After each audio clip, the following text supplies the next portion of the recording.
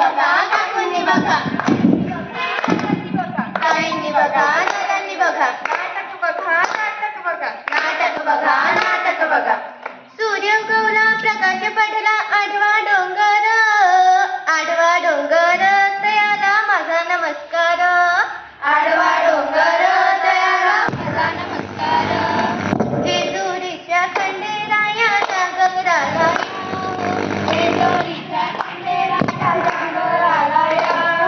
जागरण या हो तुम्ही जागरण या हो जागरण या हो तुम्ही जागराला या हो मतदानाचा जागर मांडला जागराला या हो मतदानाचा जागर मांडला जागराला या हो आज आम्ही आपल्या समोर एक पदार्थ सादर करणार आहोत त्या पदार्थाचे नाव आहे मतदान जनजागृती मतदान जनजागृती सादर करत आहे क्रीडा विद्यालय व उच्च माध्यमिक विद्यालय वडाळी अमरावती आता आपण बघूया लोक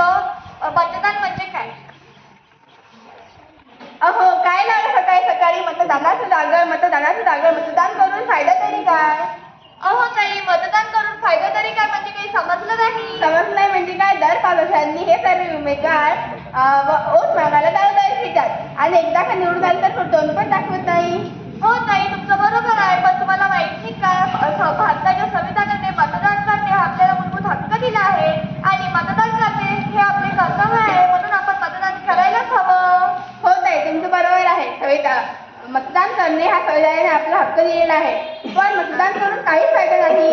अरे ताई तुम्हाला माहित नाही का मतदान करून फायदा तरी काय म्हणजे तुम्ही असे कसे का म्हणू शकता एकेका मतामध्ये संपूर्ण सत्ता बदलून टाकण्याची ताकद असते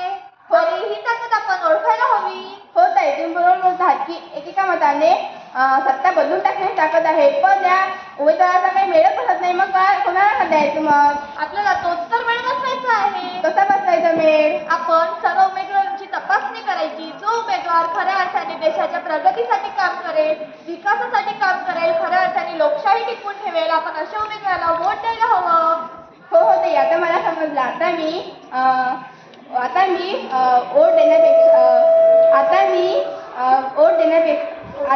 ओट वाया घालण्यापेक्षा ओट देते पण आपण आता हे आपल्या बाकीच्यांना पण समजावं लागेल ना हो ताई आपण सर्वांपर्यंत ही माहिती पोहोचू समोर आहे बेटा समोर माईकच्या जवळ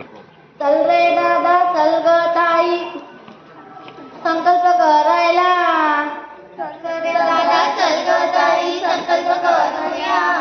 अधिकाराचा वापर करून मतदान करूया अधिकाराचा वापर करून मतदान करूया अधिकाराचा वापर करून मतदान करूया अधिकाराचा वापर करून मतदान करूया आता आपण बघूया लोक वोट कशी देतात आता आपण बघूया 18 वर्ष झाल्यावर काय करावे लागते माझी मुलगी तर आता 18 वर्षाची पूर्ण झाली आता माझ्या मुलीला मुलगा बघायला सुरुवात करावी लागेल अगं आई मी तर आता लहानच आहे हो ताई हे तुमचं काय बोलणं सुरू आहे मुलगी 18 वर्षाची पूर्ण झाली तर तिचं लग्न लावत आहे का हो मुलीचं लग्नाचं वय असतं ना हो ताई तुमचं बरोबर आहे की तिचं लग्नाचंच वय आहे पण पहिले तिचं 18 वर्षाची पूर्ण झाली तर मतदान यादीत नाव तर नोंदवा मग या सर्व गोष्टींचा विचार करा बरोबर आहे ठीक आहे बघितलंच मित्रांनो की मुलगी 18 वर्षाची पूर्ण झाली तर तिच्या लग्नाचा विचार करतात मुलीचंच नाही तर मुलगा 18 वर्षाचा झाला तर त्याला कामाला पाठवतात हे तुमचं बरोबर आहे पण सर्वात आधी त्यांचं मतदान यादीत नाव तर नोंदवा मग सर्व या गोष्टींचा विचार करा तुम्ही मुलाला कामावर पाठवता ही गोष्ट बरोबर आहे पण त्यांनी जर मतदानच नाही टाकलं तर हे सर्व करून फायदा तरी काय त्याला मत टाकू द्या त्याला चांगला एक उमेदवार निवडू द्या मग या सर्व गोष्टींचा विचार करा आता आपण बघूया लोक मत कसे देतात चला पैसे वाटणं सुरू आहे पैसे घ्या आणि वोट द्या अरे तो उमेदवार तर दारू देत आहे दारू प्या आणि वोट द्या अरे हे सर्व तुम्ही चुकीचे करत आहे ते उमेदवार तुमचे मत विकत घेत आहे आणि तुम्ही तुमचे मत विकत आहे त्या उमेदवारासाठी हे चुकीचे आहे ज्या दारूमुळे आपलं आयुष्य बर्बाद होतो हो ताई आम्हाला समजलं की हे चुकीचं आहे त्यानंतर आम्ही कधी आमचे मत विकत घेणार नाही आपण मी आज पथनाट्य बघितले आहे. या पथनाट्यातून तुम्हाला काहीतरी बोध मिळालाच असेल की आपण सर्वप्रथम बघितले की काही लोकांना तर मत का द्यावे लागतात हे पण माहीत नाही. म्हणून आपण ते जाणून घेतले पाहिजे आणि त्यानंतर आपण स्वतःच्या मनाने बोट टाकले पाहिजे. त्यानंतर आपण बघितले की 18 वर्षाचं झाल्यावर काय करावं लागते हे पण तुम्हाला चांगल्याच प्रकारे समजून दिलेलं आहे. ते तुम्ही त्यातून काही बोध घेऊन तुम्ही तुमच्या मनाने उमेदवार निवडाल अशी मी इच्छा करते. त्यानंतर आपण बघितले की काही उमेदवार तर पैशाने किंवा दारूने किंवा काही इतर गोष्टीने